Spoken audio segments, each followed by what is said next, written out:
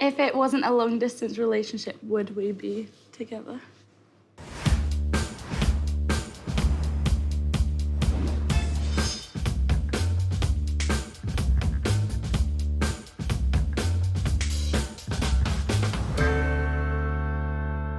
We were together for about a year. We broke up when she moved to Spain.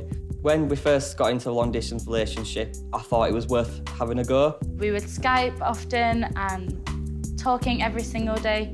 But then as the time went by, the Skype calls stopped, the conversation every day stopped. I never was nasty to her, but I feel like I could have broke up a little bit better with her, and today'll be good to kind of make peace. The last time I saw Connor was about 6 months ago, so I am nervous about seeing him today. Thank you very much. This feels nice.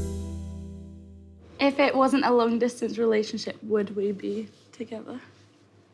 You knew that I wanted to stay in contact with you. Yeah. You really knew that, and obviously I was really keen on trying to keep things going when I was in Spain, and the thought of saying bye to you was actually horrible. And I just remember being at the train station and we were saying bye to each other, and it was so upsetting because I didn't realise that I would be that sad. You were the first thing that I've had. Yeah. And I remember you just were bye. You just we'd hugged, and then you just turned around, and then you just walked away so fast, and I was like... Were you sad to see me go to Spain? Was I sad? When Charlotte was leaving for Spain in September, I think she was a little bit more upset than what I was. It was really difficult for me to be happy in Seville knowing that he was at home. I don't think I've told you this, but I was so excited to tell you all day about how my day had been, how all the funny things that had happened that day. And then we got on FaceTime and you were just yeah. I tried to be excited. I was like, I was actually so upset. I had little tears in my eyes. Sounds off, but I really didn't like her that much. We went out for 6 months or a year, and I just wasn't ever that much. So I had to find something nice to say about her. I wanted to Skype him, but he wouldn't have time because of work, and we spent the whole day arguing over text, which wasn't the best way to get our points across. And you are so blunt over text. I am. I'm a blunt person. And I can never understand, that you wouldn't have, any emojis at the end, and I'd be it would just come across Just because I don't put emojis, I'm in a mood. We could have done it in such a nicer way than instead of arguing with each other over text, and it just wasn't the best way to end things. And it was horrible because I was on my own. You make me feel guilty now. And I had no one to talk to, only my host mum who can't speak English. And I was just crying.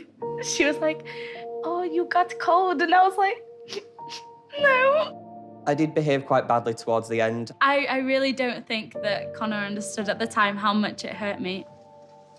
Do I need to apologise for the way I treated you? Some ways, I think, yeah. I think I do. In some ways, I wasn't... you know this, I'm not an open person. Yeah, I'm not emotional. I'm somewhat dead inside. I never really knew how he was feeling, and I never knew if there were any problems going on. It would have helped a lot. I am sorry for not being 100% in it all the time. I feel like I was so naive.